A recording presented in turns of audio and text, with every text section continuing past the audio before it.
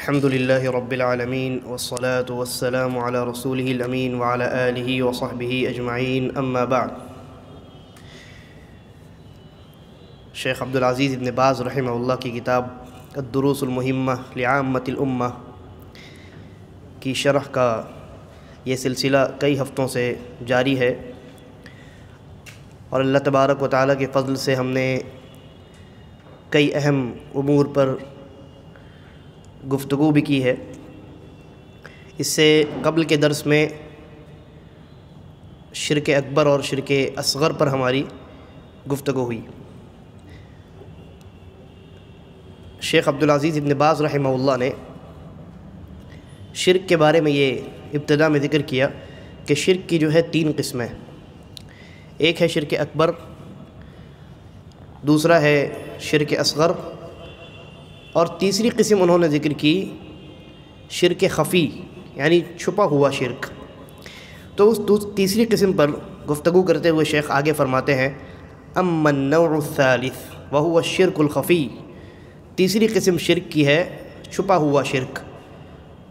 فدلیلہ قول النبی صلی اللہ علیہ وسلم، اس کی دلیل رسول اللہ صلی اللہ علیہ وسلم کا یہ فرمان ہے۔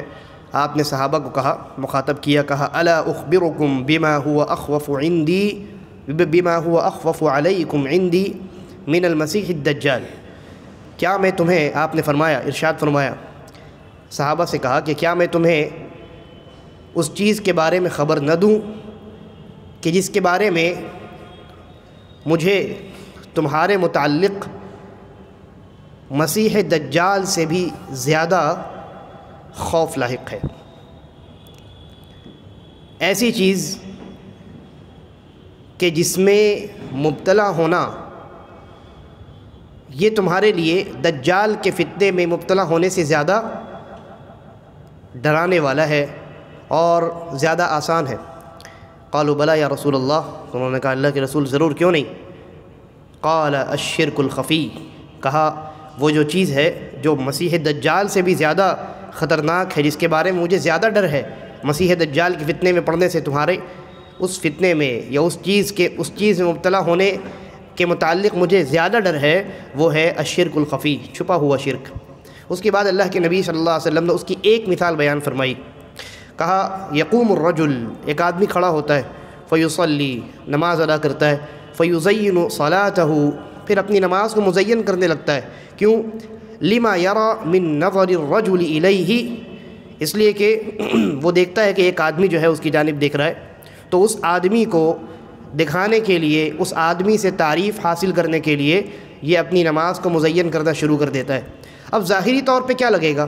یہ آدمی نماز ادا کر رہا ہے، خشوع اور خضوع کے ساتھ نماز ادا کر رہا ہے، بہترین طریقے سے تمام نماز کے ارکان و واجبات کو بجا لا کر، نماز کی سنتوں کو ادا کر کے نماز ادا کر رہا ہے، لیکن دل کی نیتوں پر کیا دیکھنے والا واقف ہے؟ نہیں، دیکھنے والے کو کچھ معلوم نہیں۔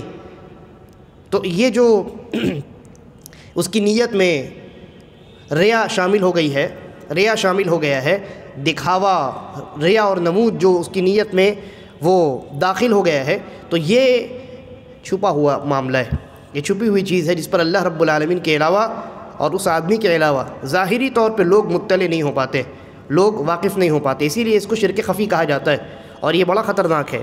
اس لیے کہ اگر شرک جلی ہو، شرک جلی یعنی ظاہر شرک، جیسا کہ بات آئے گی ابھی، انسان ظاہری طور پہ اگر شرک کرے، مثلا کسی نے غیر اللہ کی قسم کھا لی، شرک اصغر ہے، لیکن شرک یہ واضح شرک ہے نا، تو آپ اس کو ٹوک سکتے ہیں، روک سکتے ہیں، منع کر سکتے ہیں، نصیحت کر سکتے ہیں، متنبہ کر سکتے ہیں۔ لیکن ایک آدمی نماز ادا کر رہا ہے، ظاہری طور پہ سب ٹھیک ٹھاک ہے، دل میں ریا داخل ہوا، نیت اس کی جو خالص تھی اب وہ ملاوٹ والی ہو گئی، تو اس چیز پر دیکھنے والا آدمی اس چیز سے واقف ہی نہیں ہے، تو اس کو کیسے نصیحت کرے گا؟ اور جب وہ کوئی نصیحت کرنے والا نہیں ہے تو اس آدمی کے اس شرک میں پڑنے کا خدشہ کس قدر بڑھ جاتا ہے۔ ظاہری طور پہ شرک کرے گا، کوئی نہ کوئی اس کو ٹوک دے گا، لیکن اگر دل میں اور مخفی طور پہ اگر انسان کے اندر شرک داخل ہو جائے، کوئی روکنے ٹوکنے والا نہ ہو، تو اس آدمی کا اس شرک سے بچنا بنسبت زیادہ مشکل ہو جاتا ہے۔ تو اللہ کے نبی صلی اللہ علیہ وسلم نے یہ مثال بیان فرمائی، اور کہا امام شیخ عبدالعزیز بن باز کہتے ہیں اس روایت کے بارے میں رواہ الامام احمد فی مسندہ عن ابی سعید الخدری رضی اللہ عنہ کہ یہ مسند احمد کے اندر امام احمد نے اس روایت کو روایت کیا ہے اور راوی جو ہیں اس کے حضرت ابو سعید الخدری رضی اللہ عنہ ہیں۔ دیکھیے یہ جو تیسری قسم شیخ نے بیان کی شرک اکبر شرک اصغر کے بعد تیسری قسم شرک خفی چھپا ہوا شرک، جیسا کہ میں نے عرض کیا اس کو چھپا ہوا شرک اس لیے کہتے ہیں کیونکہ یہ ظاہری طور پہ واضح نہیں ہوتا، ظاہری طور پہ دکھائی نہیں دیتا، باطنی طور پہ دل کے اندر رہتا ہے، ارادے میں نیت میں یہ چیزیں موجود ہوتی ہیں، یہ شرک موجود ہوتا ہے، لیکن ظاہری اعمال میں انسان اس کو دیکھ نہیں پاتا ہے، نہ اس کو سنا جا سکتا ہے نہ دیکھا جا سکتا ہے، نہ اس کو سنا جا سکتا ہے اور نہ دیکھا جا سکتا ہے، اس لیے یہ چھپا ہوا شرک ہے، سوائے رب العالمین کے اور اس آدمی کے، بلکہ کبھی کبھی اس آدمی کو بھی علم نہیں ہوتا، دوسرے لوگ تو بہت دور ہیں کہ وہ اس شرک سے واقف ہو سکیں۔ اس لیے علماء نے جو ہے شرک کی شرک اکبر شرک اصغر یہ ایک ڈویژن ہے، ایک اور ڈویژن جو علماء نے بیان کیا ہے، لکھا ہے، ذکر کیا ہے، وہ ہے شرک جلی اور شرک خفی۔ شرک جلی اور شرک خفی، شرک جلی یعنی شرک ظاہری شرک، اور شرک خفی یعنی مخفی چھپا ہوا شرک۔ نبی اکرم صلی اللہ علیہ وسلم کی وہ حدیث یاد کیجئے جس سے پہلے بھی گزر چکی ہے، اللہ کے نبی صلی اللہ علیہ وسلم فرمایا کہ لَشِّرْكُ فِيكُمْ أَخْفَى مِن دَبِيبِ النَّمْلِ، کہ چونٹی کے چلنے کی جو آواز ہوتی ہے اس سے بھی خفیف ہلکا ہے یہ شرک، کیونکہ چھپا ہوا، یہاں شرک خفی کی بات ہو رہی ہے نا، ظاہری شرک کی بات نہیں ہو رہی۔ اللہ کے نبی صلی اللہ علیہ وسلم کے اس فرمان کا مطلب یعنی شرک انسان کے اندر داخل ہو جاتا ہے مخفی طور پہ، پوشیدہ طور پہ، سامنے والے کو دیکھنے والا کچھ نہیں سمجھ پاتا ہے، دیکھنے والا سمجھتا ہے پکا موحد انسان ہے، مسلمان ہے، لیکن در حقیقت اس کے دل کے اندر چھپا ہوا شرک موجود ہوتا ہے۔ اور اسی لیے نبی اکرم صلی اللہ علیہ وسلم نے جو شرک سے پناہ مانگنے کی دعا سکھلائی ہے اس میں آپ دیکھیے اللہم انی اعوذ بک ان اشرک بک وانا اعلم، کہ میں جان بوجھ کر شرک کرنے سے اللہ تیری پناہ میں آتا ہوں، اور آگے کیا ہے واستغفرک لما لا اعلم، اور میں جو لا علمی میں نے جو شرک انجام دیا ہے اس کے لیے استغفار کرتا ہوں۔ تو لا علمی میں انسان کے اندر جو ہے یہ مخفی شرک جو ہے یہ کبھی کبھی داخل ہو جاتا ہے، اور کبھی کبھی انسان کو اس کا احساس ہوتا ہے اور کبھی احساس بھی نہیں ہو پاتا ہے۔ اس لیے یہ شرک خفی جو ہے یہ شرک جلی سے زیادہ خطرناک ہے، شرک خفی شرک جلی سے یعنی ظاہری شرک سے یہ پوشیدہ شرک زیادہ خطرناک ہے۔ اب دیکھیے شیخ ایک اور اہم بات بیان کرتے ہیں، کہتے ہیں وَيَجُوزُ أَن يُقَسَّمَ الشِّرْكُ إِلَى نَوْعَيْنِ فَقَط، کہتے ہیں کہ یہ بھی درست ہے کہ شرک کی صرف دو ہی قسمیں بیان کی جائیں، ایک شرک اکبر اور ایک شرک اصغر، یہ دو ہی قسمیں بیان کی جائے۔ اب جہاں تک شرک خفی کی بات ہے تو پہلے تو شیخ نے کہا کہ یہ تیسری قسم ہے، لیکن اب تھوڑی تفصیل بیان کر رہے ہیں کہ یہ تیسری قسم نہیں ہے، اصل میں کہا اما الشرک الخفی، لیکن جہاں تک شرک خفی کی بات ہے، پوشیدہ جو شرک ہوتا ہے فإنه يعمهما، تو یہ جو چھپا ہوا شرک ہے یہ شرک اکبر اور شرک اصغر دونوں میں داخل ہو سکتا ہے، شرک اکبر اور شرک اصغر دونوں میں داخل ہو سکتا ہے۔ گویا یہ شرک خفی کوئی الگ سے قسم نہیں ہے بلکہ یہ ایک صفت ہے، یہ ایک جو ہے وہ شرک کی ایک ایسی صفت ہے، ایسی شکل ہے جو کبھی شرک اکبر بھی ہو سکتا ہے اور کبھی شرک اصغر بھی ہو سکتا ہے۔ فرمایا، اور دونوں کی مثال انہوں نے بیان فرمائی، کہا فَيَقَعُ فِي الْأَكْبَرِ، تو یہ شرک خفی شرک اکبر کے اندر داخل ہو جاتا ہے، یعنی شرک اکبر کبھی شرک خفی کے طور پہ انسان کے اندر موجود ہوتا ہے، جیسے کہا کشرک المنافقین، جیسے منافقوں کا شرک۔ اب یہ منافق جو ہیں انہوں نے دل میں کیا چھپایا ہے؟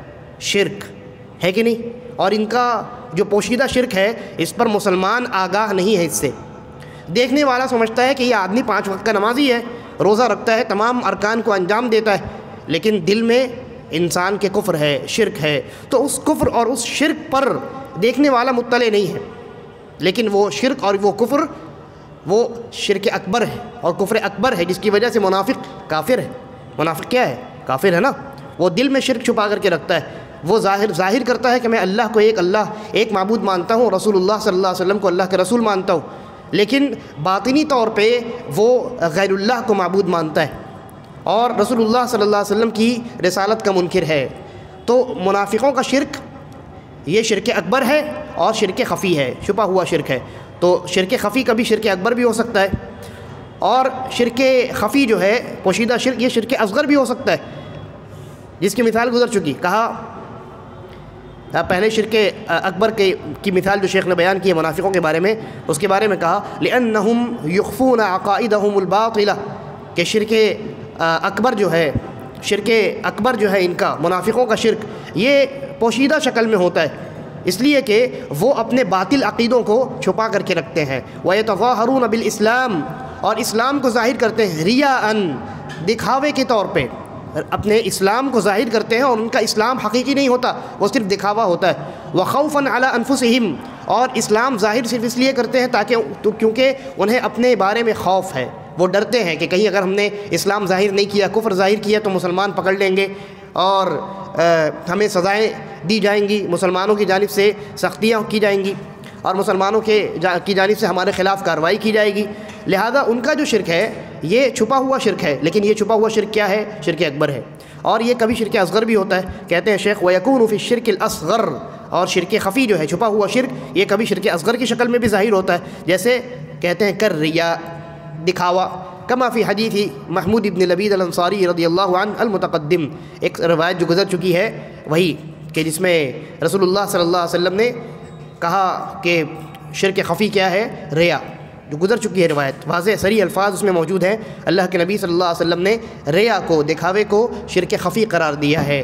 اور میں نے آپ کو، اور اسی طریقے پر شیخ کہتے ہیں وہ حدیث ابی سعید الخدری المذکور، اور اسی طریقے پر حضرت ابو سعید الخدری کی جو روایت گزری کہ ایک آدمی کھڑا ہوتا ہے اور دکھاوے کے لیے وہ نماز کو مزین کرتا ہے، تو یہ بھی شرک خفی ہے. یہ جو دکھاوے کی نیت اس کے دل میں شامل ہوئی ہے، اس کی نیت میں جو یعنی پیدا ہو گئی ہے، تو یہ معمولی ریا ہے، معمولی دکھاوا ہے، پوری کی پوری نیت دکھاوے کی نہیں ہے، ورنہ وہ تو شرک اکبر ہو جائے گا، جیسے کہ میں نے ذکر کیا تھا اس سے پہلے بھی میں نے اس بات کا تذکرہ کیا. بہرحال تو یہ جو شرک خفی ہے، بلکہ آپ یہ کہہ لیجئے کہ شرک جلی اور شرک خفی دونوں کے دونوں، شرک جلی اور شرک خفی یعنی ظاہری شرک اور چھپا ہوا شرک، یہ دونوں شرک اکبر اور شرک اصغر ان دونوں میں داخل ہو سکتے ہیں، دیکھیے ایک بار ہم مثال دیکھ لیتے ہیں. شرک جلی جو ہے، شرک اکبر میں شرک جلی کیسے داخل ہوتا ہے اور شرک اکبر ہی میں شرک خفی کیسے داخل ہوتا ہے؟ ظاہری شرک اور پوشیدہ شرک. ایک انسان مردوں کو پکار رہا ہے مدد کے لیے، ان سے مدد مانگ رہا ہے اور ان کے لیے نظر و نیاز کر رہا ہے ظاہری طور پہ، تو یہ شرک اکبر ہے کہ نہیں؟ اور اس کا شرک چھپا ہوا ہے کہ ظاہر ہے؟ ظاہر ہے، تو یہ شرک جلی ہے نا، ظاہری شرک ہے. اب یہی شرک اکبر جو ہے یہ کبھی کبھی شرک خفی کی شکل میں ہوتا ہے، جیسے کہ ایک انسان دل میں شرک چھپا کر کے رکھے اور اسلام ظاہر کرے. یا دوسری مثال، ایک آدمی نماز ادا کرے اور اس کی نماز کا مقصد اللہ کو راضی کرنا ہو ہی نہ سرے سے، بلکہ مکمل اس کا ارادہ، اس کی نیت دکھاوے کی ہو، مکمل. یہ فرق ہے. اگر اس کے اندر جو ہے اس کا ارادہ، اس کی نیت اللہ کو راضی کرنا ہے، لیکن معمولی ریا داخل ہو گیا تو یہ شرک اصغر یہ کیٹیگری میں جائے گا. لیکن اللہ کو راضی کرنے کا ارادہ ہی نہیں ہے، صرف دکھاوا اور ریا اور نمود اس کا مقصد ہے، تو ایسی صورت میں یہ کیا ہے؟ یہ شرک اکبر ہو گیا. اس نے نماز اللہ کے لیے پڑھی ہی نہیں ہے، تو یہ شرک اکبر ہو گیا. اب یہ شرک اصغر نہیں ہے. یہ جو شرک اکبر ہے یہ بھی پوشیدہ ہے کہ نہیں؟ انسان نیت پر تو واقف نہیں ہے، دل کے ارادوں پر اللہ رب العالمین کے علاوہ کون مطلع ہے؟ کوئی واقف نہیں، کوئی آگاہ نہیں. تو شرک اکبر میں کبھی شرک ظاہر ہوتا ہے اور کبھی شرک پوشیدہ ہوتا ہے، شرک خفی ہوتا ہے. اور ان دونوں میں زیادہ خطرناک کون سا ہے؟ شرک خفی. شرک خفی یہ زیادہ خطرناک ہے، اس لیے کہ اس شرک پر کوئی دوسرا خیرخواہی کا مظاہرہ نہیں کر سکتا، نصیحت نہیں کر سکتا، روک ٹوک نہیں کر سکتا، آپ کو تنبیہ نہیں کر سکتا، آپ کی اصلاح کی کوشش ہی نہیں کر سکتا، ہے نا؟ تو یہ زیادہ خطرناک ہے. اسی طریقے پر شرک جلی اور شرک خفی یہ دونوں شرک اصغر میں بھی داخل ہوتے ہیں. شرک اصغر جو ہوتا ہے، چھوٹا شرک، یہ بھی کبھی ظاہر ہوتا ہے اور یہ بھی کبھی پوشیدہ ہوتا ہے. جیسے مثال کے طور پہ انسان نبی اکرم صلی اللہ علیہ وسلم کی قسم کھائے، کعبے کی قسم کھائے، ماں باپ کی قسم کھائے، اولاد کی قسم کھائے، تو یہ شرک اصغر ہے، ٹھیک ہے؟ لیکن یہ شرک ظاہر ہے یا پوشیدہ ہے؟ ظاہر ہے۔ تو یہ شرک جلی کی مثال ہو گئی، ظاہری شرک۔ اور شرک اصغر ہی کبھی مخفی ہوتا ہے، پوشیدہ ہوتا ہے، جیسے وہ ریا والی مثال جو ابھی گزری۔ انسان نماز ادا کرنے کے لیے کھڑا ہوا اور اخلاص کے ساتھ کھڑا ہوا، لیکن کسی آدمی کی آہٹ محسوس ہوئی تو اس کے دل میں ذرا سا دکھاوا پیدا ہو گیا۔ تو یہ جو معمولی دکھاوا پیدا ہوا ہے یہ شرک ہے۔ اللہ کے نبی صلی اللہ علیہ وسلم نے ریا کو شرک خفی سے تعبیر کیا ہے حدیث کے اندر۔ لیکن یہ شرک اصغر ہے یا اکبر ہے؟ اصغر ہے۔ اور یہ ظاہر ہے یا پوشیدہ ہے؟ پوشیدہ ہے۔ تو شرک اکبر بھی کبھی ظاہر ہوتا ہے جسے شرک جلی کہتے ہیں، اور شرک اکبر بھی کبھی پوشیدہ ہوتا ہے جسے شرک خفی کہتے ہیں۔ اور اسی طریقے پر شرک اصغر بھی کبھی ظاہر ہوتا ہے جسے شرک جلی کہتے ہیں، اور شرک اصغر بھی کبھی پوشیدہ ہوتا ہے جسے شرک خفی کہتے ہیں۔ تو الگ الگ اعتبار سے علماء نے شرک کو تقسیم کیا ہے۔ دیکھیے کئی اعتبار، یعنی آپ دیکھ لیجئے علماء کے کلام کا اگر آپ مطالعہ کیجئے گا، شیخ عبدالرزاق البدر حفظہ اللہ نے بھی اس کی شرح میں لکھا ہے، اس کتاب کی شرح جو ہم کر رہے ہیں اس کی شرح بڑی عمدہ ہے، عربی میں ہے۔ تو اس میں انہوں نے تقریباً 3 تقسیمات کا تذکرہ کیا ہے۔ شرک کو 3 اعتبار سے الگ الگ شکلوں میں تقسیم کیا جا سکتا ہے۔ سب سے پہلے تو توحید کی 3 قسمیں ہیں نا، توحید ربوبیت، توحید الوہیت اور توحید اسماء و صفات۔ تو شرک کی بھی 3 قسمیں ہو گئی، ربوبیت میں شرک، الوہیت میں شرک اور اسماء و صفات میں شرک۔ پھر اسی طریقے پر شرک کی 2 قسمیں بیان کی گئی ہیں اس کے حجم کے اعتبار سے، سائز کے اعتبار سے، یعنی شرک اکبر اور شرک اصغر۔ اور شرک کی تیسری جو تقسیم ہے، تیسری جو ڈویژن ہے وہ ظاہر اور پوشیدہ ہونے کے اعتبار سے ہے، شرک جلی اور شرک خفی۔ ٹھیک ہے، تو الگ الگ اعتبارات سے علماء نے، اور بھی کئی تقسیمات ہیں، علماء نے شرک کو یعنی الگ الگ اعتبارات سے الگ الگ قسموں میں تقسیم کیا ہے۔ بہرحال تو یہ شرک ہے۔ شرک اب چاہے ربوبیت میں ہو، الوہیت میں ہو، یا اسماء و صفات میں ہو، یا اسی طریقے پر شرک اکبر ہو یا شرک اصغر ہو، یا شرک جلی ہو یا شرک خفی ہو، انسان کو شرک سے بہت دور رہنا ہے۔ انسان کو شرک سے بہت دور رہنا ہے، اور ہمیشہ اللہ تبارک و تعالیٰ سے دعا کرتے رہنا ہے کہ اے اللہ تو ہمیں شرک سے، ہر قسم کے شرک سے محفوظ رکھ۔ رسول اللہ صلی اللہ علیہ وسلم نے حضرت ابوبکر صدیق رضی اللہ عنہ کو شرک سے محفوظ رہنے کی دعا سکھلائی۔ اب دیکھیے، اندازہ لگائیے، حضرت ابوبکر صدیق رضی اللہ عنہ یہ انبیاء کے بعد افضل ترین انسان ہے تمام انسانوں میں، اور اس بات پر امت کا اتفاق ہے، اس بات پر اہل السنہ والجماعہ کا اتفاق ہے۔ شیعوں نے اس میں اختلاف کیا ہے، لیکن اہل السنہ والجماعہ کا اتفاق ہے اس بات پر، خود صحابہ کرام کا اتفاق ہے۔ حضرت عبداللہ بن عمر رضی اللہ عنہما، ان سے مروی ہے، صحیح بخاری کے اندر ہے غالباً، وہ فرماتے ہیں کہ رسول اللہ صلی اللہ علیہ وسلم کے زمانے میں ہم حضرت ابوبکر کے برابر کسی کو سمجھتے ہی نہیں تھے۔ تو تمام انبیاء میں سب سے افضل جناب محمد الرسول اللہ صلی اللہ علیہ وسلم، اور انبیاء کے بعد تمام انسانیت میں افضل ترین انسان کون ہے؟ ابوبکر صدیق رضی اللہ عنہ۔ ان کو رسول اللہ صلی اللہ علیہ وسلم شرک سے محفوظ رہنے کی دعا سکھلا رہے ہیں۔ تو ہمیں اور آپ کو کتنی ضرورت ہے، ہم کس قدر یعنی کوتاہ ہے اپنے اعمال میں، اور کس قدر لاپرواہ ہے۔ ہمارے اعمال میں شرک ظاہری اور مخفی، پوشیدہ اور یعنی پوشیدہ طور پہ اور ظاہری طور پہ دونوں طریقے سے داخل ہوتا رہتا ہے۔ لہذا ہمیں مجاہدہ بھی کرنا ہے اور دعا بھی کرنی ہے، ان دونوں چیزوں کو ہمیں لازم پکڑنا ہے۔ تو اب یہاں تک جو ہے یہ شرک کی بحث مکمل ہوئی، یہاں تک شرک کی بحث مکمل ہوئی۔ اب اس کے بعد الدرس الخامس ہے، 5واں درس، اور میں نے ذکر کیا تھا کہ 5واں درس جو ہے یہ احسان کے بارے میں ہے۔ سب سے پہلے ہم نے کیا پڑھا؟ اسلام کے 5 ارکان، اس کے بعد ہم نے کیا پڑھا؟ ایمان کے 6 ارکان۔ اب اس کے بعد احسان ہے۔ احسان کے بارے میں شیخ فرماتے ہیں، کہتے ہیں الدرس الخامس، 5واں درس الاحسان۔ اس کے بعد کہتے ہیں رکن الاحسان وهو ان تعبد الله كأنك تراه فإن لم تكن تراه فإنه يراك، کہ احسان کا صرف ایک ہی رکن ہے، احسان کا ایک ہی رکن ہے، اور وہ یہ ہے کہ آپ عبادت ایسے کریں گویا آپ اللہ کو دیکھ رہے ہیں، یا یہ تصور پیدا ہو کہ آپ عبادت کر رہے ہیں اور اللہ آپ کو دیکھ رہے ہیں۔ احسان جو ہے اس کا لفظی معنی ہوتا ہے کسی عمل کو خوبصورت طریقے سے، مکمل طریقے سے انجام دینا، احسان کا لفظی معنی کیا ہوتا ہے؟ کسی عمل کو بہترین طریقے سے، مکمل طریقے سے انجام دینا، یہ احسان کا لفظی معنی ہے۔ اور جب احسان شریعت کی اصطلاح میں، شریعت کے معاملات میں، عبادات کے یعنی عبادات کے متعلق جب احسان کا لفظ استعمال کیا جائے تو اس کا معنی کیا ہوگا؟ عبادات کو مکمل اور بہترین طریقے سے انجام دینا، عبادات کو مکمل اور بہترین طریقے سے انجام دینا۔ مکمل طریقے سے انجام دینا یعنی کوئی بھی عبادت، اس کے جو شروط ہیں ان کو بجا لانا، اس کے جو ارکان ہیں ان کا اہتمام کرنا، واجبات کو ادا کرنا اور سنتوں کا بھی خیال رکھتے ہوئے اس عبادت کو انجام دینا، اور خشوع اور خضوع کے ساتھ اللہ رب العالمین کی جانب متوجہ ہو کر کے اخلاص کے ساتھ اس عبادت کو انجام دینا، یہ احسان ہے، یہ احسان ہے۔ اور یہ دین کے 3 مراتب ہیں، دین کے 3 مراتب ہیں۔ ایک ہے، پہلا ہے اسلام، دوسرا ہے ایمان، اور تیسرا ہے احسان۔ یعنی احسان سب سے اعلیٰ مرتبہ ہے دین کا، سب سے اعلیٰ مرتبہ ہے۔ سب سے پہلے دین کا جو پہلا مرتبہ ہے وہ اسلام ہے۔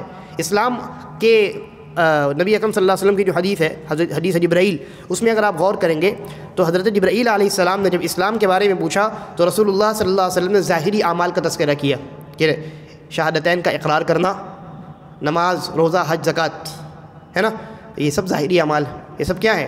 ظاہری اعمال ہیں۔ پھر ایمان کا جب سوال کیا گیا تو اللہ کے نبی صلی اللہ علیہ وسلم نے باطنی اعمال کا تذکرہ کیا کہ اللہ پر ایمان، فرشتوں پر ایمان، کتاب و رسولوں، تقدیر اور آخرت کے دن پر ایمان، ایمان کے 6 ارکان۔ تو اسلام یہ ظاہری اعمال کا نام ہے، ایمان یہ باطنی اعمال کا نام ہے، اور احسان جو ہے یہ سب سے اعلیٰ مرتبہ ہے جس میں انسان اسلام اور ایمان کو بہت بہترین طریقے سے، مکمل طریقے سے انجام دیتا ہے۔ تو کوئی انسان مسلمان ہو سکتا ہے، یعنی ظاہری جو اعمال ہیں اسلام کے 5، خاص کر کے ان میں جو سب سے پہلے آتے ہیں 5 بنیادی ارکان اسلام کے، ان تمام کا اہتمام کرنے والا ہو سکتا ہے، لیکن کوئی ضروری نہیں ہے کہ وہ مومن بھی ہو۔ جیسے منافقین، غور کیجئے، یہ ترتیب ہے۔ اسلام ظاہری اعمال کا نام ہے، یعنی اصل مطلب یہ ہے کہ جب شریعت کے نصوص میں اسلام اور ایمان دونوں کا ایک ساتھ تذکرہ ہوگا نا تو دونوں کا مطلب الگ الگ ہوگا، لیکن اگر کسی آیت میں صرف اسلام ہے یا کسی آیت میں صرف ایمان ہے تو دونوں مراد ہوتے ہیں۔ اسلام کا تذکرہ ہے، اسلام ایمان دونوں مراد ہے، ایمان کا ذکر آ گیا، اسلام ایمان دونوں مراد ہے۔ لیکن جہاں اسلام اور ایمان دونوں ایک ساتھ مذکور ہیں، اس کا مطلب کیا ہے کہ دونوں کا معنی الگ الگ ہے۔ جیسا کہ حدیث جبرائیل میں اللہ کے نبی صلی اللہ علیہ وسلم نے اسلام کا معنی الگ بتایا، ایمان کا معنی الگ بتایا۔ تو اسلام کے جواب میں جب حضرت جبرائیل نے پوچھا کہ اسلام کیا ہے، اسلام کے بارے میں بتائیے، اللہ کے رسول صلی اللہ علیہ وسلم نے اسلام کے 5 بنیادی ظاہری اعمال کا تذکرہ کیا ہے نا۔ تو ایک انسان مسلمان ہو سکتا ہے، اسلام والا ہو سکتا ہے، لیکن کوئی ضروری نہیں ہے کہ وہ ایمان والا ہو، کوئی ضروری نہیں ہے کہ وہ ایمان والا ہو۔ اس کی مثال کیا ہے؟ منافقین ظاہری طور پہ ان 5 ارکان کو انجام دیتے تھے نا، زبان سے اللہ کے رسول صلی اللہ علیہ وسلم کی رسالت اور اللہ رب العالمین کی وحدانیت کا اقرار کرتے تھے، اور باقی 4 ارکان حج، روزہ، نماز، حج، روزہ، زکوٰۃ وغیرہ، ان تمام چیزوں کو انجام دیتے تھے۔ لیکن کیا وہ مومن تھے؟ نہیں، مومن نہیں تھے، صرف ظاہری اعمال کو انجام دینے والے تھے۔ تو اس لیے ہر اسلام کے تمام ارکان کو بجا لانے والا مسلم، اس معنی میں مسلم، ٹھیک ہے، تو ہم کہیں گے اس خاص معنی میں جو مسلم ہوگا تو ہر مسلم مومن نہیں ہوتا، ٹھیک ہے، ہر مسلم کیا ہے؟ مومن نہیں ہوتا۔ لیکن مومن جو ہے ہر مومن مسلم ہوتا ہے، ہر مومن مسلم ہوتا ہے، کیونکہ اس کے بعد والا مرحلہ ہے ایمان، اس کے بعد والا مرحلہ ہے ایمان۔ انسان باطنی اعمال کا جب اقرار کرتا ہے، باطنی یعنی دل کے جو اعمال ہیں، ایمان لانا، اور ایمان کے 6 ارکان ہیں ان تمام پر ایمان لانا، تو ایمان جب انسان لے آتا ہے تو وہ اس کا ایمان تبھی ویلڈ ہوتا ہے جب وہ اسلام لانے والا ہو۔ بات سمجھ میں آ رہی ہے؟ ایک انسان ایمان کے 6 ارکان پر اعتقاد رکھتا ہے، 6 ارکان پر ایمان رکھتا ہے، ٹھیک ہے، وہ مومن تب تک نہیں کہلا سکتا جب تک اسلام کے 5 بنیادی ارکان کو بھی انجام نہ دے، ٹھیک ہے۔ تو اس لیے دیکھیے ایمان کی تعریف علماء نے کیا بیان کی ہے؟ دل سے اعتقاد رکھنا، زبان سے اقرار کرنا، اور اعضاء و جوارح سے عمل کرنا، تو عمل کن چیزوں کو وہ انجام دے گا، کن چیزوں پر عمل کرے گا؟ اسلام کے 5 بنیادی وہ ارکان ہیں، سب سے پہلے تو انہی کو انجام دے گا وہ، اس کے بعد پھر اسلام میں جو دیگر اعمال ہے، احکامات ہے، اس پر عمل کرے گا۔ تو اس لیے علماء کہتے ہیں کہ ہر مسلم، خاص اس معنی میں مسلم جو صرف 5 بنیادی ارکان کو انجام دے، مومن نہیں ہوتا، ضروری نہیں ہے، لیکن ہر مومن حقیقت میں مسلم ہوتا ہے۔ اسی لیے وہ جو دیہاتی لوگ کچھ ایمان لے آئے تھے اللہ کے رسول صلی اللہ علیہ وسلم کے زمانے میں، تو انہوں نے کہا کہ آمنا، ہم نے اسلام لایا، تو اللہ نے کہا یہ مت کہو آمنا، کہو اسلمنا، کہو کہ ہم نے ابھی اسلام لایا ہے، ابھی ہم نے اسلام کے جو ارکان ہیں ان کو ہم نے انجام دینا شروع کیا، ایمان ابھی دل میں بیٹھا نہیں ہے، تو ان کو مومن نہیں کہا گیا۔ بہرحال پھر بعد میں اللہ تبارک و تعالیٰ نے آگے تذکرہ کیا ہے کہ مومن وہ ہے جو ایمان کے تمام ارکان پر ایمان رکھے اور اس کے دل میں شک نہ ہو۔ بہرحال تو میں یہ کہہ رہا تھا کہ ہر مسلم مومن نہیں ہوتا، لیکن ہر مومن کیا ہوتا ہے؟ مسلم ہوتا ہے۔ اچھا، اسی طریقے پر ہر مومن جو ہے، جو مسلم تو ہے، لیکن کوئی ضروری نہیں ہے کہ ہر مومن محسن بھی ہو۔ محسن کا مطلب ہوتا ہے، میں نے ابھی بیان کیا، کہ اتقان کے ساتھ اعمال کو بہت بہترین طریقے سے، خوبصورت طریقے سے، مکمل طریقے سے انجام دینا۔ اور اس کی کیفیت کیا ہونی چاہیے؟ اللہ کے رسول نے کیا بتلائی؟ کہا کہ احسان یہ ہے، آپ جب عبادت کریں تو اس طرح عبادت کریں کہ گویا آپ اللہ تبارک و تعالیٰ کو دیکھ رہے ہیں، آپ کے سامنے اللہ رب العزت ہے اور آپ عبادت کر رہے ہیں، تو اللہ رب العزت آپ کے سامنے ہے اور آپ اس کے سامنے عبادت کریں تو کیا کیفیت پیدا ہوگی؟ وہ کیفیت پیدا ہونی چاہیے اس تصور کے ساتھ۔ اور اگر یہ کیفیت نہیں پیدا ہو رہی ہے تو کم از کم یہ کیفیت پیدا ہونی چاہیے ذہن میں کہ آپ عبادت کر رہے ہیں، ہم عبادت کر رہے ہیں، اللہ رب العالمین ہمیں دیکھ رہے ہیں۔ یہ احسان ہے۔ لہذا علماء کہتے ہیں کہ جس طریقے سے ہر مسلمان، یعنی مسلم میں نے خاص معنی جو بیان کیا اس کا، ہر مسلم مومن نہیں ہوتا لیکن ہر مومن مسلم ہوتا ہے، اسی طریقے پر ہر مومن محسن نہیں ہوتا، ہر مومن محسن نہیں ہوتا، لیکن ہر محسن جو ہے وہ مومن اور مسلم دونوں ہوتا ہے۔ ٹھیک ہے، بات سمجھ میں آ رہی ہے؟ تو یہ الفاظ علماء کہتے ہیں کہ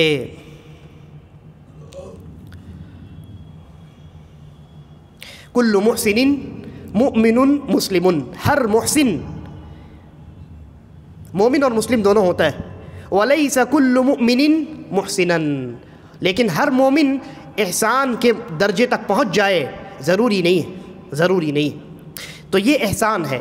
یہ جو 3 درجات ہیں، اسلام، ایمان اور احسان، ان میں سب سے اعلیٰ درجہ، اعلیٰ مرتبہ احسان کا ہے۔ انسان اس مرتبے پر پہنچ جائے اسلام اور ایمان کے بعد کہ وہ اعمال جب انجام دے، اللہ کی جب عبادت کرے، اس کیفیت کے ساتھ کرے کہ اللہ رب العالمین کو وہ دیکھ رہا ہے اپنے سامنے، تو اس کیفیت کے نتیجے میں اس کے دل میں خشوع پیدا ہوگا، ہے کہ نہیں؟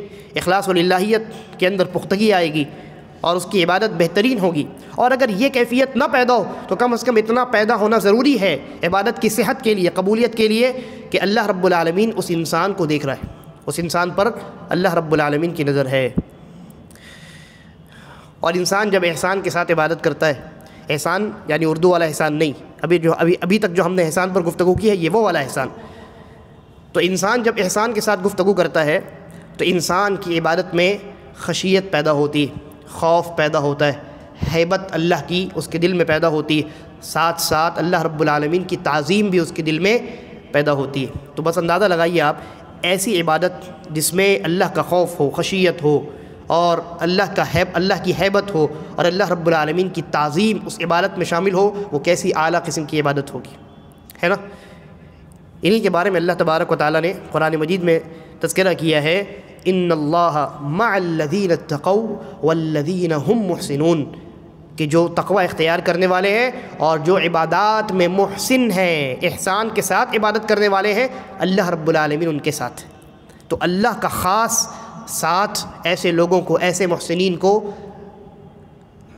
عطا کیا جاتا ہے، اللہ کی معیت خاصہ، خاص معیت ایسے لوگوں کو ملتی ہے، یعنی اللہ تبارک و تعالیٰ ان لوگوں کے ساتھ ہوتا ہے، ان لوگوں کی رہنمائی کرتا ہے، ان لوگوں کی حفاظت کرتا ہے، نیکیوں کی توفیق دیتا ہے، برائیوں سے اللہ تبارک و تعالیٰ ان کو روکتا ہے۔ تو احسان کے ساتھ عبادت کرنے کا فائدہ، پہلا فائدہ کہ اللہ رب العالمین کی خاص معیت، اللہ کا خاص ساتھ انسان کو حاصل ہوتا ہے۔ اسی طریقے پر احسان کے ساتھ عبادت کرنے کا دوسرا فائدہ، اللہ تبارک و تعالیٰ نے کہا ان اللہ یحب المحسنین، احسان کے ساتھ عبادت کرنے والوں سے اللہ رب العالمین محبت کرتا ہے۔ تو دوسرا فائدہ کیا ہوا؟ محبت۔ اللہ رب العالمین کی محبت اگر چاہیے تو عبادات میں احسان پیدا کرنے کی ضرورت ہے۔ اور تیسرا فائدہ، اللہ رب العالمین خوب بڑھا چڑھا کر کے ایسے لوگوں کو جو احسان کے ساتھ عبادت کرتے ہیں ثواب اور اجر سے نوازتا ہے۔ فرمایا للذین احسنوا الحسنى وزیادہ، للذین احسنوا، جو اپنے اعمال میں، عبادات میں احسان سے کام لیتے ہیں، احسان کے ساتھ یعنی اس کیفیت کے ساتھ وہ عبادت کرتے ہیں کہ یا تو وہ اللہ کو دیکھ رہے ہیں یا وہ اللہ رب العالمین ان کو دیکھ رہا ہے۔ عبادات میں یہ کیفیت پیدا ہوتی ہے۔ اللہ نے کہا للذین احسنوا الحسنى وزیادہ، کہ ان کے لیے نیکیاں ہیں، ان کے لیے بھلائیاں تو ہیں اور بہت زیادتی اللہ تبارک و تعالیٰ ان کی نیکیوں میں اور ان کے اجر میں، ثواب میں اللہ رب العالمین کرتا ہے۔ تو یہ عظیم فوائد ان لوگوں کو حاصل ہوتے ہیں جو اپنی عبادات میں احسان کا خیال رکھتے ہیں۔ اور احسان دین کے سب سے اعلیٰ مرتبہ ہے، دین کا سب سے اعلیٰ مرتبہ ہے تینوں مراتب میں۔ اور یہ جو احسان ہے یہ آسانی سے حاصل نہیں ہوتا۔ عبادات میں احسان یہ آسانی سے پیدا نہیں ہوتا، بلکہ یہ صبر سے، نفس کے ساتھ مجاہدے سے اور مداومت سے پیدا ہوتا ہے۔ تین چیزیں علماء نے ذکر کی۔ سب سے پہلی چیز ہے صبر۔ عبادت میں کس چیز پر صبر؟ اخلاص و للہیت کو برقرار رکھنے پر صبر، نفس کے ساتھ مجاہدہ، نفس پر قابو، تاکہ نفس آپ کو دوران عبادت کہیں اور نہ لے جائے، اور جو خالص نیت ہے للہیت والی اس میں ریا کی آمیزش نہ ہو جائے، ملاوٹ نہ ہو جائے۔ اور تیسری چیز مداومت، یعنی برابری کے ساتھ، ہمیشگی کے ساتھ انسان عبادات میں لگا رہے، تب جا کر کے انسان کے اندر جو ہے، انسان کی عبادات میں احسان پیدا ہوتا ہے۔ یہ کیفیت پیدا ہوتی ہے جب وہ عبادت کرتا ہے کہ وہ اللہ رب العالمین کے سامنے کھڑا عبادت کر رہا ہے، یا یہ کیفیت ضرور پیدا ہوتی ہے کہ اللہ رب العالمین اس کو عبادت کرتے ہوئے دیکھ رہا ہے۔ انسان کہیں داخل ہوتا ہے، گیٹ پہ اگر یہ لکھا ہو کہ آپ سی سی ٹی وی کے نظر میں ہے، کیمرے کی آنکھ آپ کو دیکھ رہی ہے، تو وہاں انسان کوئی غلط کام نہیں کرتا، اور جو اچھا کام کرتا ہے وہ بھی بہت اچھے ڈھنگ سے کرنے کی کوشش کرتا ہے۔ ایگزام ہال میں اگر کیمرہ لگا دیا جائے ایگزام ہال میں، تو طالب علم کبھی تانک جھانک نہیں کرے گا۔ ساتھ ساتھ وہ جو ایگزام دے رہا ہے، معلوم ہے کہ کیمرے کی آنکھ دیکھ رہی ہے، ایک دم خوب بہترین رائٹنگ سے لکھے گا اور کوشش کرے گا کہ اپنا وہ 100% وہاں پر پیش کرے۔ یہی تو احسان ہے۔ عبادت میں احسان یہ ہے کہ آپ جب عبادت کریں تو یہ خیال، یہ تصور، یہ کیفیت پیدا ہو کہ ہم اور آپ اللہ رب العالمین کے سامنے کھڑے عبادت کر رہے ہیں، ہم اللہ کو دیکھ کر کے عبادت کر رہے ہیں، یہ کیفیت پیدا ہو۔ اور اگر یہ کیفیت تو بعض لوگوں کی ہو سکتا ہے ذہن میں نہ آ سکے، اس کیفیت، اس تصور تک وہ نہ پہنچ سکے، تو کم از کم یہ تصور پیدا ہو کہ اللہ رب العالمین کی نظر ہمارے اوپر ہے، اللہ رب العالمین ہمیں دیکھ رہا ہے۔ یہ ہے احسان۔ پانچواں سبق ہو گیا دین کے 3 مراتب، ان تینوں پر ہماری گفتگو مکمل ہوئی۔ سب سے پہلا اسلام تھا، وہ ہم نے اس پر تفصیلی گفتگو کی۔ اس کے بعد ایمان تھا، اور اس کے بعد احسان۔ تو ان تینوں پر ہماری گفتگو مکمل ہوئی۔ اس کے بعد الدرس السادس ہے، چھٹا درس۔ کتنے بجے سے شروع ہوا تھا؟ 8:45 سے؟ اچھا، الدرس السادس۔ اب یہاں سے جو ہے چھٹے درس سے، اب اس سے پہلے کا جو جتنے ابواب تھے، یعنی جتنے دروس تھے اس سے پہلے کے چیپٹرز جتنے تھے، ان تمام کا تعلق عقائد سے تھا۔ اب یہاں سے چھٹے درس سے جو چیزیں آ رہی ہیں، جن چیزوں کا بیان آ رہا ہے، ان کا تعلق عبادات سے ہے بطور خاص، اور خاص کر کے نماز سے۔ آگے اور بھی چیزیں، تو شیخ فرماتے ہیں الدرس السادس، چھٹا درس، شروط الصلاۃ، نماز کی شرطیں۔ اس کے بعد نماز کے ارکان کا بیان ہوگا، اس کے بعد نماز کے واجبات کا بیان ہوگا، اس کے بعد نماز کی سنتوں کا بیان ہوگا۔ اور یہ نماز کے یہ شروط، ارکان، واجبات اور سنتیں، ان چاروں کو سمجھنا بہت زیادہ ضروری ہے، بہت زیادہ ضروری ہے۔ اس لیے کہ آپ نے اگر ان کو سمجھا نہیں تو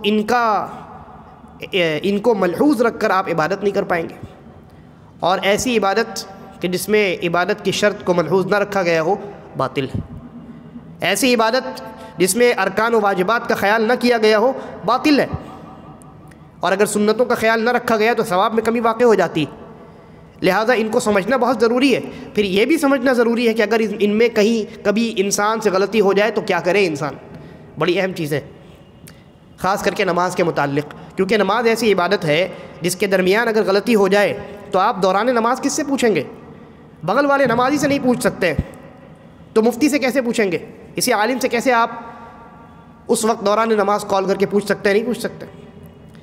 لہذا ان مسائل کو سمجھنا انسان کے لیے، ایک عام آدمی کے لیے بھی ضروری، ایک عام آدمی کے لیے بھی، مرد ہو یا عورت ہو، جو بالغ ہو چکا ہے انسان، لڑکا ہو یا لڑکی ہو، یہ تمام مسائل سمجھنا، سیکھنا واجب ہے، فرض عین ہے یعنی اس کے اوپر۔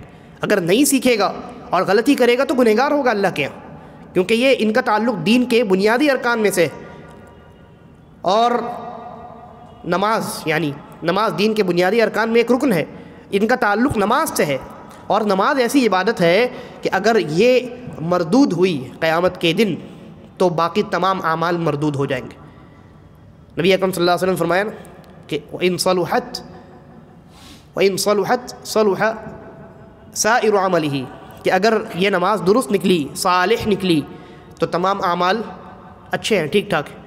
وَإِن فَسَدَتْ فَسَدَ سَائِرُ عَمَلِهِ، اور اگر یہ نماز ہی باطل ہو گئی، فاسد نکلی، ایسی نماز اللہ کے ہاں لے کر کے گیا جس میں نہ اس نے شروط کا خیال رکھا، نہ ارکان و واجبات کا اس نے خیال رکھا، اور نہ اس کو صحیح طریقے سے اخلاص و للہیت کے ساتھ اس نے انجام دیا، تو فاسد ہو گئی اس کی نماز۔ لہذا جب اس کی نماز فاسد ہو جائے گی، باقی تمام اعمال برباد کر دیے جائیں گے۔ اس لیے نماز کے ان شروط کو اور ان ارکان کو سیکھنا انسان کے لیے بہت ضروری ہے، اور یہ ہر انسان پر ان کا سیکھنا واجب ہے۔ بس یہ سرسری طور پہ آج میں نماز کے شروط کو گنوا دیتا ہوں، اگلے درس میں انشاءاللہ اس پر ہم تفصیلی گفتگو کریں گے۔ شیخ فرماتے ہیں شروط الصلاۃ وہی 9، نماز کی شرطیں 9 ہیں۔ شرط کیا ہے؟ شرط کس چیز کو کہتے ہیں؟ شرط جو ہے اس کی تعریف یہ ہے، جیسا کہ علماء نے بیان کیا ہے کہ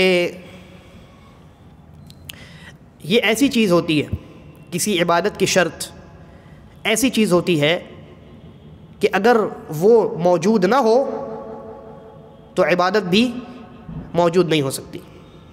ٹھیک ہے، غور سے سنیے، اگر جس چیز کو عبادت کی شرط قرار دیا گیا ہے، اگر وہ چیز موجود نہ ہو تو وہ نماز بھی موجود نہیں ہوگی۔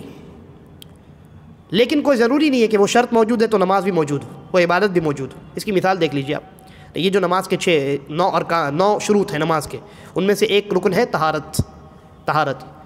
انسان پر اگر غسل واجب ہے تو غسل کرے گا، اور اگر صرف وضو ٹوٹا ہوا ہے، غسل واجب نہیں ہے تو وضو کرے گا۔ طہارت، یہ طہارت نماز کی کیا ہے؟ شرط۔ میں نے کہا کہ شرط ایسی چیز ہوتی ہے جس کی غیر موجودگی سے وہ جو عمل ہے وہ باطل ہو جاتا ہے۔ تو یہاں یہ طہارت شرط ہے نا، اگر طہارت موجود نہ ہو، انسان حالت طہارت میں نہ ہو اور نماز ادا کرے تو نماز درست ہوگی؟ نہیں ہوگی، فاسد اور باطل ہوگی۔ لیکن کوئی ضروری نہیں ہے کہ شرط موجود ہے تو وہ جس عبادت کے لیے یہ شرط بنائی گئی ہے وہ عبادت بھی موجود ہوگی۔ یعنی انسان اگر باوضو ہے حالت طہارت میں تو کیا ضروری ہے کہ وہ نماز پڑھے؟ نہیں، کوئی ضروری نہیں۔ اب آپ جو ہے صبح 10 بجے سو کر کے اٹھیں، فجر کی نماز پڑھ کے آپ سو گئے، 10 بجے آپ کی نیند کھلی، آپ نے وضو کر لیا، یا حالت جنابت میں آپ چلے گئے تھے، جب نیند سے بیدار ہوئے تو آپ نے غسل کر لیا، حالت طہارت میں آ گئے، لیکن کیا نماز پڑھنا اس وقت ضروری ہے؟ نہیں۔ تو شرط ایسی چیز کو کہتے ہیں جس کی غیر موجودگی سے جس عبادت کے لیے وہ شرط بنائی گئی ہے وہ عبادت باطل اور فاسد ہو جاتی ہے، موجود ہی نہیں ہوتی، اس کا اعتبار ہی نہیں ہوتا ہے۔ لیکن کوئی ضروری نہیں ہے کہ وہ شرط موجود ہو تو اس عبادت کو بھی وہ عبادت بھی پائی جائے. تو یہ شرط ہے. اور شیخ نے کہا کہ نماز کی کتنی شرطیں؟ 9. 3 تو یہ ہے: اسلام یعنی انسان کا مسلمان ہونا، عقل یعنی انسان کا عاقل ہونا، پاگل نہ ہو انسان، اور تمییز تیسری چیز ہے، باشعور ہونا، بچے کا باشعور ہو جانا. سن تمییز کہتے ہیں وہ عمر کہ جب بچہ جو ہے نا سمجھدار ہو چکا ہے، اور اس پر ہماری بات ہوگی. عام طور سے 7 سال کی عمر میں بچے سمجھدار ہو جاتے ہیں، اور کبھی کبھی اس سے پہلے بھی ہو جاتے ہیں. بہرحال یہ 3 چیزیں ہو گئی. اس کے بعد اور باقی جو 6 چیزیں ہیں، چوتھی چیز ہے شیخ کہتے ہیں وَرَفْعُ الْحَدَثِ. اس کا مطلب ہے حالت طہارت میں ہونا. حالت طہارت سے انسان جو باہر نکلتا ہے اس کی 2 شکلیں ہیں، 2 حالتیں. اگر انسان حالت طہارت میں نہیں ہے تو 2 حالتوں میں سے کسی نہ کسی ایک حالت میں ہوگا. یا تو ناپاکی کی بڑی حالت میں ہوگا یا ناپاکی کی چھوٹی حالت میں ہوگا. ناپاکی کی بڑی حالت کو کہتے ہیں حدث اکبر، اور ناپاکی کی چھوٹی حالت کو کہتے ہیں حدث اصغر. بڑی حالت میں غسل واجب ہوتا ہے اور چھوٹی حالت میں وضو واجب ہوتا ہے. جی ماشاء اللہ. اس کے بعد 5ویں چیز ہے شیخ کہتے ہیں وَإِزَالَةُ النَّجَاسَةِ. نجاست کا زائل کرنا، کہیں جسم میں، کپڑے میں، یا جائے نماز کی جگہ میں اگر نجاست لگی ہے تو اس کو زائل کرنا، اس کو صاف کرنا.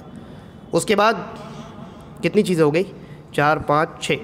اس کے بعد 7ویں چیز وَسَتْرُ الْعَوْرَةِ. سطر کی پردہ پوشی. 8ویں چیز ہے یہ 6ٹھی چیز تھی. 7ویں چیز ہے وَدُخُولُ الْوَقْتِ. وقت کا شروع ہونا. اب نماز کا وقت شروع ہی نہیں ہوا، اس سے پہلے آپ نماز نہیں ادا کر سکتے، تو نماز کے لیے شرط ہے کہ نماز کا وقت شروع ہو چکا ہو. اور 8ویں چیز ہے وَاِسْتِقْبَالُ الْقِبْلَةِ. قبلے کی جانب رخ کرنا، بغیر قبلے کے، یعنی قبلے کے علاوہ کسی اور ڈائریکشن میں اگر آپ نے رخ کر کے نماز ادا کی ہے جان بوجھ کر کے تو نماز باطل ہے. تو یہ شرط ہے.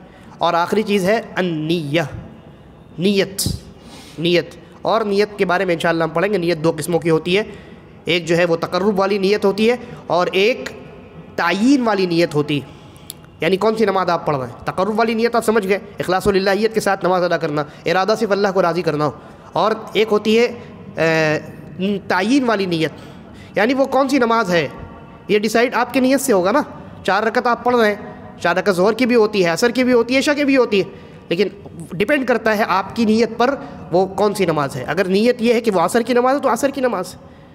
تو فرق کرنے والی نیت یا متعین کرنے والی نیت، تو یہ نیت کی 2 قسمیں. انشاءاللہ ہم جب اس پر گفتگو کریں گے تو یہ تفصیلی باتیں آپ کے سامنے آئیں گی. اگلے درس میں انشاءاللہ ان شروط پر ہم ایک ایک کر کے ضروری جو گفتگو ہونی چاہیے، جتنا جاننا ہمارے اور آپ کے لیے ضروری ہے اتنی گفتگو ہم کرنے کی کوشش کریں گے. اللہ تبارک و تعالی ہم تمام کے مل بیٹھنے کو قبول فرمائے، اور ہمیں کہنے کے ساتھ ساتھ عمل کرنے کی توفیق بخشے. ہمارے اعمال میں، ہمارے دلوں میں اخلاص و للہیت پیدا کرے. ریا، نمود اور دکھاوے سے ہم تمام کو محفوظ رکھے، اور ہم تمام کا خاتمہ ایمان اور اسلام پر کرے. ھذا واللہ اعلم وصلی اللہ علی نبینا وسلم. والسلام علیکم ورحمۃ اللہ وبرکاتہ.